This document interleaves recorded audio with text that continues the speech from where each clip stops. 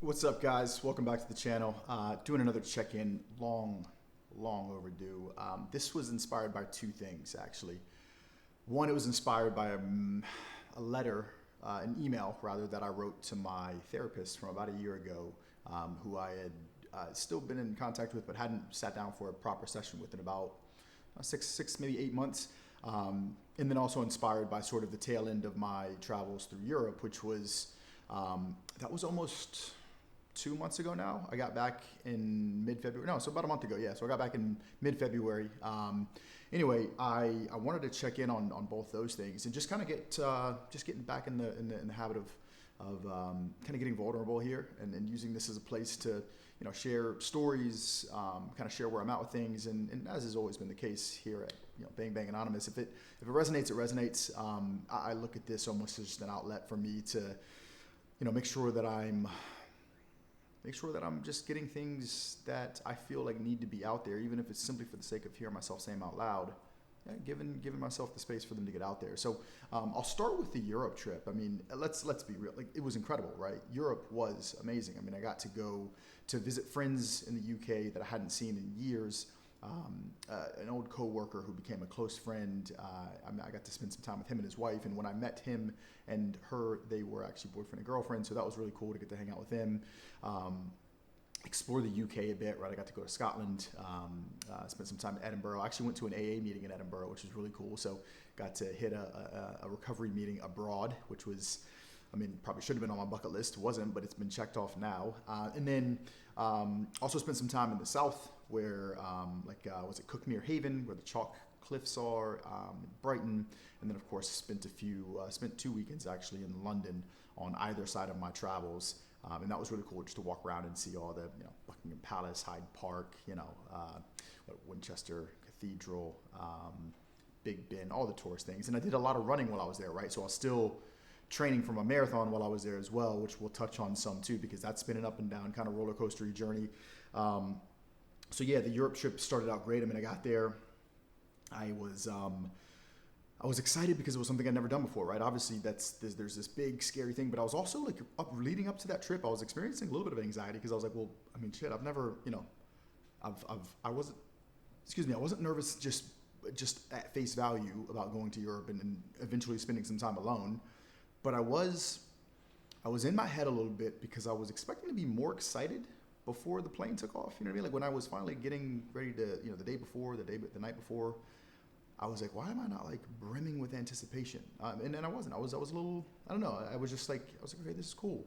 I think there was probably some financial worry there, if I'm honest. I hadn't been working in 2 months and I hadn't ever really been out of work that long before. As an adult, again, this trip was somewhat made possible by the fact that I'd resigned my old position and the new job that I was starting wasn't until the beginning of February, which was at the tail end of my Europe trip. So maybe that was playing some sort of role, but really I felt financially supported. I wasn't in a bad place, you know what I mean? So I don't think it was that. I don't want to wholesale put it off on just being worried about, how am I going to pay for all this? So I don't know, it was just a weird place. So I got there, settled in nicely, a little bit of jet lag as you can imagine, did some exploring in the UK. And once I'd done that and caught up with some friends, I really did. I went on a train from London to Paris, and then I flew around Europe from there because flying around around Europe is extremely inexpensive. So I went from London to Paris via train, and then I went from Paris to Copenhagen to Budapest to Malaga, spent some time in Spain. From there I went to Lisbon, spent about a week in Portugal overall, which was for sure the highlight of the trip. While I was in Lisbon, I took a bus up to Nazaré, which is where HBO did a documentary a few years ago about the 100-foot waves. Nazaré is one of the big wave surf spot capitals of the world, and they do a big wave surf competition contest there. So that was cool, absolutely beautiful in Portugal. Paris was cool too, and I'll finish that, right? So went from Portugal, went back to the UK after I finished my time in Lisbon, flew back to the UK, started my new job, and that was great, right? And then before I went home, I spent some time I went to Barcelona for a weekend, came back to the UK, and then flew back to the US on Valentine's Day, actually. So the trip itself was cool, but here's what was unexpected, right? Like I spent some time in Paris. I did a long run because again I was still training for my marathon, so I did a 12-mile run around Paris, like past the Eiffel Tower, along the River Seine, and like it was unbelievable, right? Like that was just one of the coolest experiences. I mean, I'm running past like the Louvre, right? I'm running past places that I've seen in movies, and I've seen these things growing up in Disney films and shit, and it was unbelievable, just fucking cool. So that was really, aside from that, Paris was like, it was one of those ones where I think probably for the first time on the trip, I was like, man, it'd be really cool to have someone here with me to experience some of this with, right? Like I started to get this sense of like, oh, this is kind of lonely actually, because you know you're I don't drink, right? So I wasn't like I wasn't letting that get in my I wasn't really in my head about that, but I also wasn't going and hanging out at bars and like using that as a way to meet people either. So it was a little lonely when I was, you know, having dinner some nights, and I would be like, man, this would be cool to kind of have someone here to just chat with and not just have this experience on my own. So, and I did. I spoke with some folks, and I you know, wouldn't say that I made some new friends while I was abroad, because I didn't. But I did, you know, I had some conversations with strangers in passing, and a couple human interactions here and there that were nice, and frankly at the time were very much appreciated. But yeah, I spent a decent amount of the time that I was in actual Europe feeling a little lonely, which was unexpected and kind of had me, you know, again, I was on this sort of high of like, man, I'm literally fucking just traveling through Europe, right? This is something I've been talking about doing for a really long time, and I'm experiencing different foods, different cultures, you know, to what extent I can on my own, and just kind of being a tourist and trying to make my way through. And there was still this sort of underlying like, man, you know, I feel like something is missing, and maybe that was a companion, who knows? But it was one of those feelings that I didn't expect, and I thought about sharing about that some while I was there. I actually brought this little setup, which, you know, it's just a tiny little tripod and a light and a mic, so it's nothing much to it. I brought it with me, expecting to maybe do some you know, maybe record you know, an episode like this, and didn't. I was experiencing a tremendous amount of resistance since my last share, actually, which is why I kind of forced myself to sit down and do this now, much overdue. But I was experiencing a lot of resistance, and really what led me to doing this video right now is that I had this new position that I started. Our marketing director, one of our marketing leads, was here in the US doing some filming, just for the fact that we're launching a new sort of arm of the business here in Raleigh, North Carolina, where I am, and that's something that I'm heavily involved with. That's why I joined the company, was to help them to launch this thing. So we're just doing some filming about, you know, why work with this company, why Raleigh specifically as a market, you know, who am I, what's my background in the space. So just some really just some neat marketing stuff, right? Just to kind of get some face/name recognition out there on behalf of me and on behalf of the company. And it kind of got me back in the mindset of like, okay, I should be doing this for my own development and my own passion, because it's something that I enjoy doing. So that was, again, one of those things where it's like, there's no coincidences, right? Like, I don't believe in throwaway moments. I don't believe in just happenstance, right? Like, it was something that was becoming I wasn't able to ignore the calling to kind of jump on here any longer. So with that, like I said, I was experiencing a lot of resistance to sitting down and doing this, but here I am. And I want to talk a little bit more about Europe, because two other sort of major things happened while I was there. One, I was sick as a fucking dog when I was in Copenhagen and in Budapest, right? So I got to Copenhagen, got off the plane, I was like, I don't feel great. Felt like shit for a day or two, so I just kind of stayed in, rested in the hotel or the hostel for a bit. My last day there, though, there was a cool castle that I wanted to run to and get some footage of me just running past it, right? Like, that was one of the things that I was doing while I was there, that eventually I will share all those videos of me just running past really fucking cool, like, you know, landmark type stuff across Europe. So I've got a lot of that stuff that I'm going to throw up here shortly, that I want to edit together into kind of like a collation or compilation. But I wanted to run to this castle. I wasn't feeling well, so I layered up. I put on a hoodie, and I just kind of sweated out. And it wasn't that far of a run. It was like a 4 or 5 mile run, I think. And that definitely didn't help, because it was 30 fucking degrees and freezing rain while I was in Copenhagen, right? This is the dead of winter that I was there in Europe, remember? So when I got to Budapest that next afternoon, I was truly sick as a fucking dog. I was stuck in bed with like a nasty, some sort of fucking Euro-Hungarian flu for like 3 days straight. Couldn't get out of bed, to the point where like my sister here in the I was texting with her. She was like, listen, like, you're starting to worry me. If you don't feel better tomorrow, like, you need to go and like find a fucking doctor and do something. Like, you can't just keep laying in bed eating goulash and drinking orange juice, thinking that this is, you know what I mean? Like I was not getting better. So luckily I got up, I went the next day, I didn't go to a doctor, but I went and found a pharmacy and got a shit ton of vitamin C, some zinc, a ton more fluids, and I think the rest and the fluids and the additional zinc and stuff kind of just finally helped me get back to feeling normal. And then I went to Spain right after that to get some sunshine and in the warmer climate. In Malaga was nice. Spent some time on the beach, jumped in the water. It wasn't like super warm there, but it was not cold and rainy, thank God. But even for my few nights in Spain, I didn't feel good until I got to Lisbon. And like Lisbon, I said that Portugal was the highlight of the trip. Like my week there was incredible. And I think part of it is the fact that I was finally not sick anymore, right? Like I get back to running. I got off the plane in Lisbon, and it was like something out of a movie, right? I jump in the cab, and the cabbie's like, "Hey, what's up, man? Welcome to Lisbon. Is your first time here?" Like exactly the experience that I was hoping for every time I got in a cab in Europe. And like finally, he's got some fucking, I think he's got like some Bad Bunny song playing, and I'm just like, it's a whole vibe, right? There's some crazy guy on the airport roof too that I think was threatening to jump off, and he's like, "Hey, don't." I was like, "Oh, what was going on with that?" Like there was a fucking fire truck and an ambulance there. And so like part of the airport traffic was kind of fucked up. So the guy was like, "Oh, don't worry about it, man. It's just some crazy guy on the roof threatening to jump off. Shit happens all the time. Like no big deal." And I'm just like, "All right, fucking let's roll." He's like, "So where are you headed?" So he takes me, drops me off. He's like, "Oh, here's the places you got to go. Like here's the food hall. Here's the cool area to hang out at night." And yeah, it was just a vibe, man. Like it was a really cool. It was a great way to enter the country of Portugal and the city of Lisbon. And then from there, it just stayed like that, right? Like it was beautiful weather. I got to do some really cool runs along the river, and like they have like like their version of a Christ the Redeemer. There's that bridge that sits in the background that kind of looks like the Bay Area, the San Francisco Bridge, the Golden Gate Bridge. And at one point, actually, it was my last night in Portugal. I'd gone up to Nazaré and seen the waves and seen the lighthouse there and hiked up that. I just really thoroughly enjoyed my time there. My last afternoon there, I took a bird scooter and went up like the side of the mountain and found the castle that's there, Jorge Castillo de Jorge, I think it was, and probably butchering that, I don't know, but it was something like that. Anyway, it's castle on the side of the sort of town of Lisbon, and it's facing the bridge, and the sun was setting, and I had my feet kicked up. I'm drinking my soda water, right, and it kind of just hit me. I was like, man, I'm about to be 2 years sober.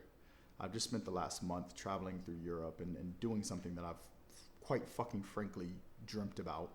When I was at my meditation retreat about a year ago, I did a manifestation practice around this, about traveling more and kind of just getting out into the world and letting that help me, hopefully having that sort of point me toward purpose, whatever that means, right? Like I had a moment, right? I just kind of felt fulfilled in that moment, and I felt happy to be where I was, and I felt joyous, and I felt proud of some shit that I've accomplished, right? I was coming up on 2 years sober. What's today? Today's March 21st. So March 1st was my 2 year sobriety mark. And that was kind of weighing heavy on my heart in a positive way. And actually I shot my old boss. Shout out James Corzine at Brio.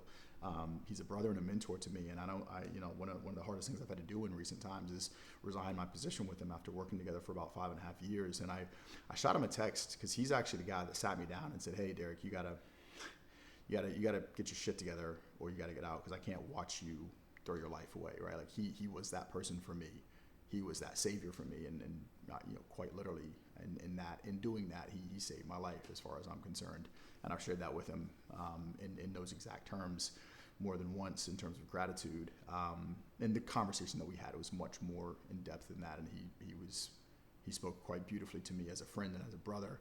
But that was the long and the short of it, right? He didn't want to see me throw my life away, so he put himself in an uncomfortable situation to essentially be there for me, when I couldn't be there for myself. And I'm a big believer that God works through us, through people. That's how I view the God of my misunderstanding. That's how I view the workings. So anyway, I don't want to go down the rabbit hole just yet, but worth that bit of a aside. I shot him a text and I was like, "Hey man, like, just want to let you know that I am, forever grateful for you and for what you did for me over the years." I was like, "I'm sitting on the side of a castle watching the sunset in Portugal right now, and I'm about to be 2 years sober, and I couldn't have done any of that without you." So I sent him that text, and he was like, "Look, man, I really appreciate getting that text, and I'm glad you kind of found your way," is what he said. And we had a very brief catch up via text, short and sweet, but it was, it was a moment. And like, Europe was an interesting thing, man. You know what I mean? Like Europe was, I truly, one of the guys that I work with, who is essentially my therapist, he asked me what my intentions were for Europe, and I said, look, man, I got no expectations. I was very, very clear in my intentions in not setting expectations, and I think that shows in the fact that I kind of was just exploring, right? Like I didn't have a bunch of day planners filled with activities that I wanted to do. I picked some people's brains on the places that I went for things to do, but like that was about it. And I think my experience is indicative of the fact that I really didn't have any expectations. And when I look back on it now, I can see there are moments of beauty and of bliss and of gratitude. And I think there were some also too where it's like, okay, there were some moments of some loneliness and some moments of like some soul searching where it's like, yeah, this is cool, but like, what am I getting out of this moment? What do I want to be doing with my life? Who do I want to be spending my life with? Who would I like to have here with me, so that I was getting maybe a slightly different version of this experience, right? So those questions were, not all those questions were answered, but some of them were prompted. And when an answer doesn't follow that question and you're alone in Europe, sometimes it leaves you in a place where you're like, man, this is a different experience than maybe what I was expecting, even when I had no expectations. So yeah, that was a whole thing. And then, but look, man, at the end of it, right, on the tail end of that, I got to go to the company that I joined, RBW Consulting. They're headquartered in the UK. Got an office up in Boston, an office in San Diego, and I joined to launch a Raleigh market and Raleigh office with them. So on the way back from this Euro trip, I got to go to the UK headquarters, spend some time with their founder and former CEO, their current CEO, some of the marketing team there, some of the leadership team there. Just had an incredible experience and got to onboard for the company at the company headquarters in the UK, which is not something that typically would have happened. So really fucking cool timing, the way that played out. And like that story, I think you guys have heard me talk about before on this channel. It's like, I was introduced to that company. I was just having coffee this morning talking about this story with a buddy of mine who's in the midst of a job search and trying to figure out what he wants to do for his next sort of career move. I was telling him about how I was introduced to this company by a friend of mine who's now a friend, a dear friend, a guy named Ryan, who was initially, Ryan was just a recruiter that hit me up on LinkedIn asking about a position that I might be interested in at his company. At the time, he was at the time working for an Irish company, Recruitment Life Sciences, that was going to launch a U.S. arm. And fast forward 6 months, they didn't wind up launching the U.S. arm because it was a weird year in the market. And then Ryan eventually took a position with a different company, but he knew of a company that was looking for someone in Raleigh. And he thought of me because he knew that I was thinking at the time, while living in San Diego, he knew that I was thinking about getting back to Raleigh to be closer to family. So he introduced me, and a few months later, I'm now up and running at the company. And it's like things like the way that unfolded and the way that sort of coincided with this Europe trip, right? I didn't plan to go to Europe and start with this company on the way back. That just happened. Like, this company made me an offer. I remember the discussion like it was yesterday. I was having the offer discussion. We're on this Teams meeting and they're presenting terms and such. And they were like, the inevitable question comes. It's like, all right, well, if we're all set here, when do you want to start, right? When do you want to fucking do this thing? And I was like, hey, if I can have my cake and eat it too, I'm going to at least ask for it. I was like, I'm going to be in Europe through February. How about on the way back? How about before I come back, I come into the UK office and get to meet that team and do my onboarding there. And then I'll come back and I'll go up to Boston and I'll meet that team. And the CEO, James, who's on the call, my boy, he goes, Derek, let me tell you why that's such a good idea. And I was like, sign me up. Give me a fucking piece of paper so I can fucking sign this thing. Let's go. And it was just one of those things where, like, I don't know, man. Like, I'm a very spiritual guy, and I've got a tremendous amount of faith in the fact that this shit's not only up to me. I walk around all fucking day saying it. This shit is not only up to me. And like things like that, if I'd have tried to wrap my hands around it and make it work out the way that I wanted to work it out, the more I sort of let go and let God to some degree, the more beautiful things work out. The more beautifully things work out, and my expectations, although I try to practice non-attachment, right? That's a big thing for me. I'm human, right? I get in my ways where sometimes I expect a thing to turn out a certain way, right? I am an ambitious guy. I do like to have a plan and a strategy about things at times.